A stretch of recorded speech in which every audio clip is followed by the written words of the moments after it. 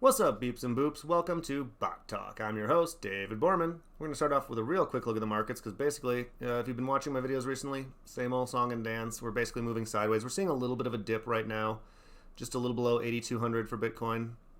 But like I've been saying in recent videos, we're probably looking at sideways action. Watch for a solid break below 8,000. 7,600 would be confirmation of a bearish shift. Watch for a break above 8,800 to 9,000. Again, about heading up to about 9,500 would be a bullish confirmation. We do need to get above this descending upper end of this channel, so watch for that. But my best prediction right now is more roughly sideways action in this range. Still got the 200-day moving average on the upper end here. Still got this lower end of this channel here. So watch for that. It's probably going to keep going sideways. Rest of the market. Alts, we're seeing there's a few things happening for different coins. Let's see, let's let it load properly here. But we're seeing a lot of sideways. We're starting to see actually a little bit of a shift down for a lot of things along with Bitcoin. A few standouts. Bitcoin SV has been doing pretty good, although we just saw a dip with that too. Actually, it was doing good earlier. And Basic Attention Token, again, pulled back a little bit, but was having a pretty good day. Even Monero was doing pretty solidly up until just recently.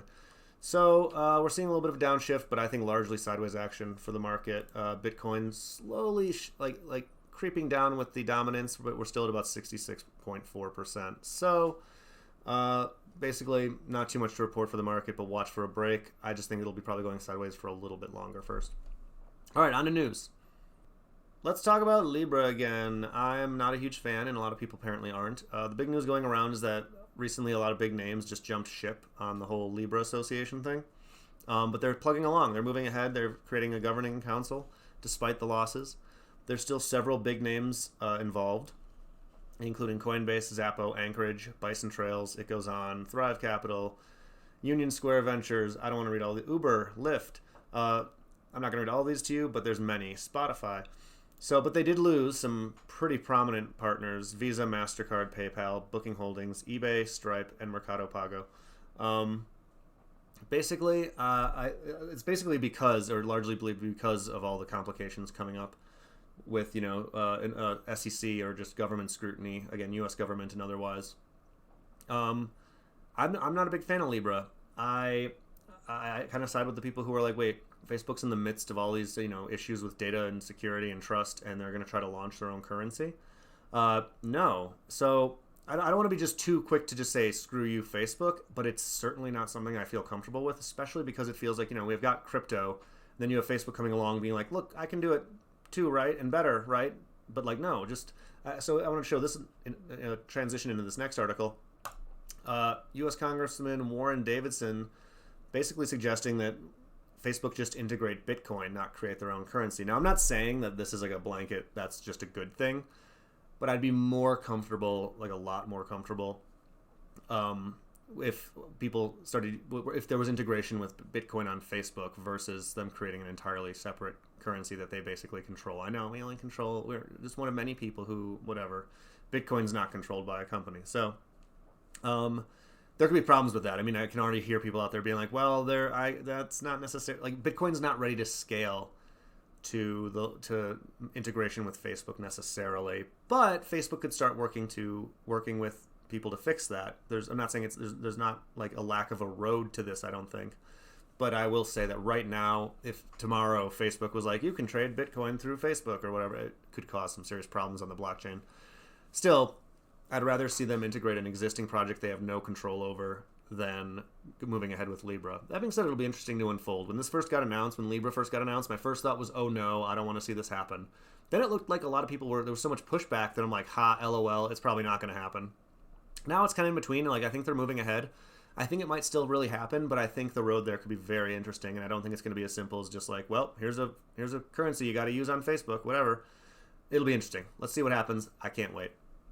Anyway, enough picking on Facebook, but speaking of picking on people, so I just had to mention this, no big deal, but Tone Vase recently trolled Craig Wright on stage, and I had to mention how hilarious this is. Basically, if you're not familiar with Craig Wright, he is the one who claims to be Satoshi Nakamoto, and he claims to have created Bitcoin. I'm sure if you're watching this, you're basically familiar with this whole drama. It was a bigger deal earlier in the year.